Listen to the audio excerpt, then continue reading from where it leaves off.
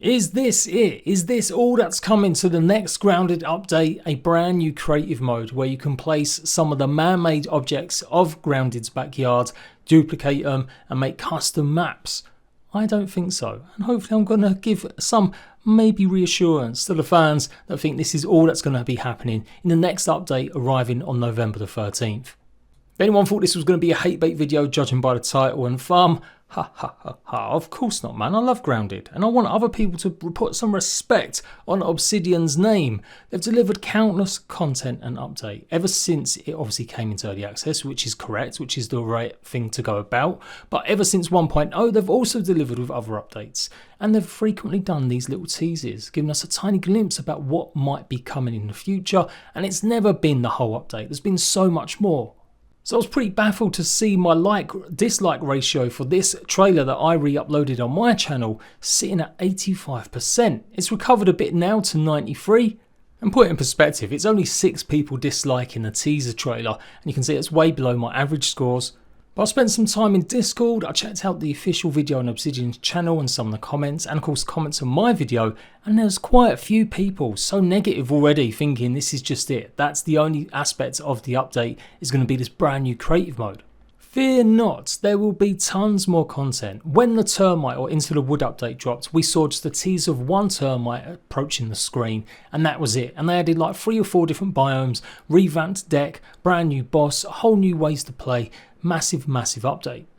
And I've done this before with other teasers as well, so don't panic, don't worry people. There's going to be more to this update than just a freeform creative mode. But I do want to talk about this creative mode because I think it's amazing. Didn't get a chance to. I would have probably spent more time last night, but I was actually busy with my newborn baby, and it was all I could do to rip off the trailer and post it on my channel just in case you missed it.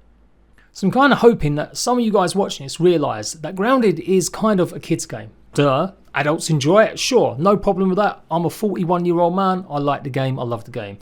People can play and enjoy whatever they want. However, it is very much still very popular amongst kids, I would say from about the age of 8 up to about 13 or 14. That's borne out by the fact that there aren't that many achievements getting completed because a lot of people are playing in creative mode, and it tends to be a lot of younger people tend to have them custom modes and creative modes and aren't that worried about achievements. As a dad of 4 kids myself, I recognise this in all my kids growing up and the games that they played, obviously being avid gamers just like me.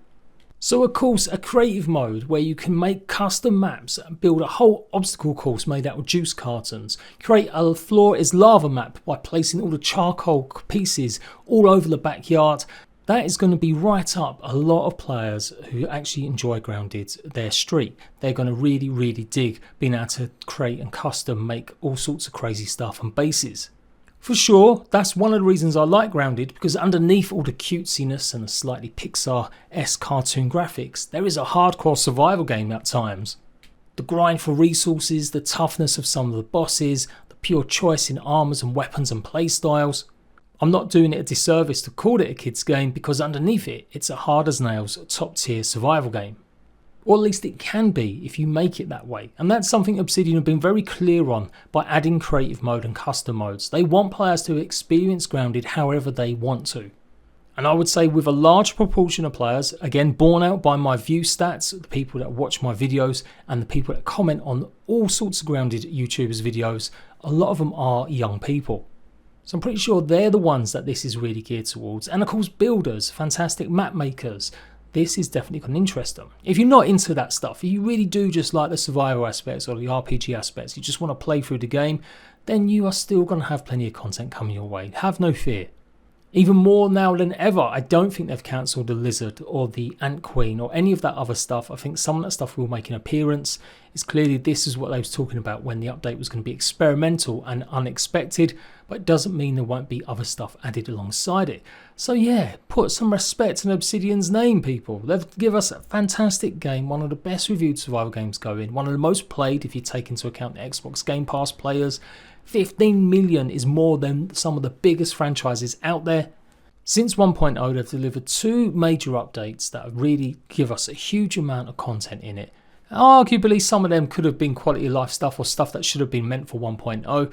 If you take into account the holiday treat update And really, the infected broodmother should have been part of the super duper update instead of arriving 3 weeks later. Then that is 2 major updates since 1.0. That's quite a lot. When you factor in this next update, it's only just a bit after its full release. So that's 3 major updates in space of a year and a bit.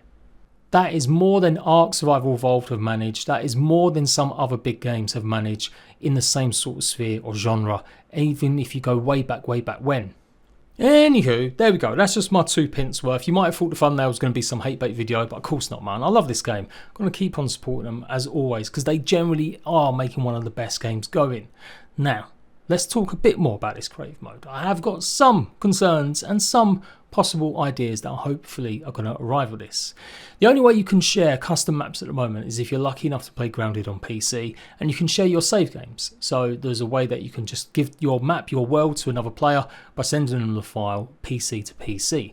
Or you can check out the third-party mod sites and utilize their upload features and basically choose out not just mods but maps as well. You've seen some of the crazy adventure maps that people have been building, and we even put our Obby one that me and a bunch of other Grounded creators did. We put that up there as well so you could go download it and try it. But there's no way for Xbox to access any of this stuff, not unless you go through a convoluted process of converting your save and dropping it into a Windows file on PC and then transferring that file via cloud save onto Xbox.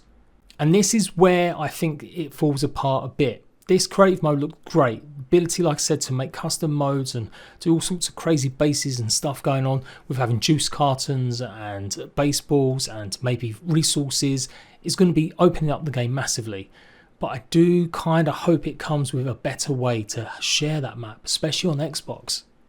You're limited to sharing your map with 50 other players, and yes, that is quite a lot, but they usually have to be friends. There's no way to kind of browse through a selection of maps like you can on PC and just choose something that takes your fancy. And I just can't see how Xbox and Grounded are going to be doing this. It would be a significant amount of work.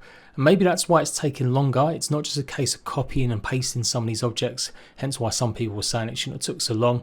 If they have implemented a system like that, that is a huge amount of work, and understandably why things have taken longer. But yeah, there's no guarantee that's the case. It could just be something that you can do for your friends or for yourself, and that's it. No way to share them maps, the creations you make, to a greater public. I do think it would be a real shame if there is no other way to do that. And it kind of opens up the idea, well, why haven't they just got mods then?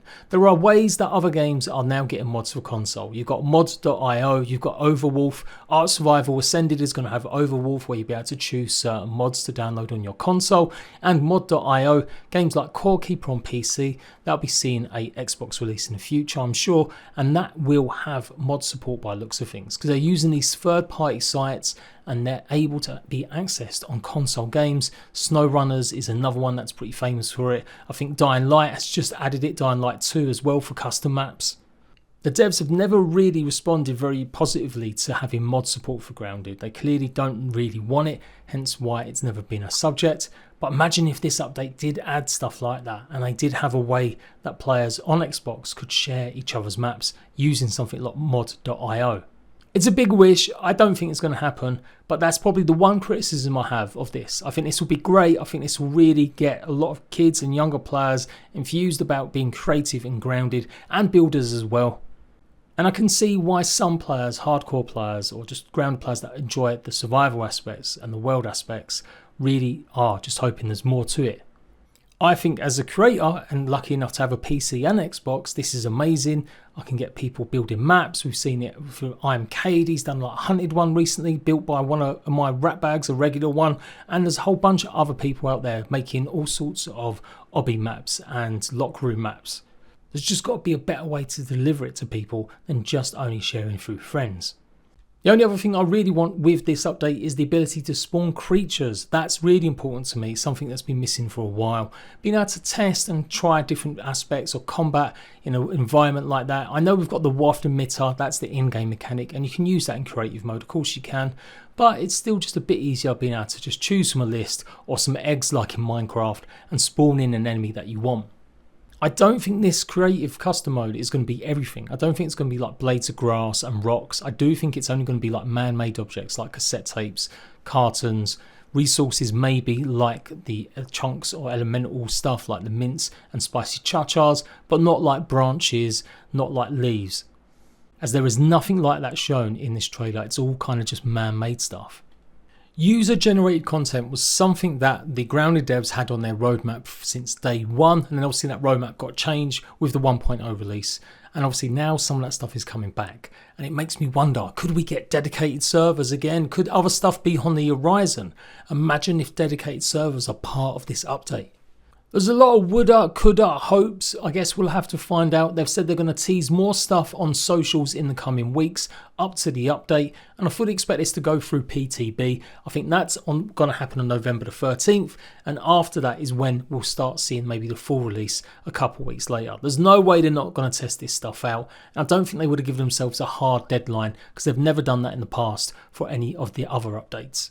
So be positive, man. Have some trust in Obsidian devs. Let me know what you think about this and what else you expect to see in the update. And as always, I'll see you, ratbags, for more grounded news soon.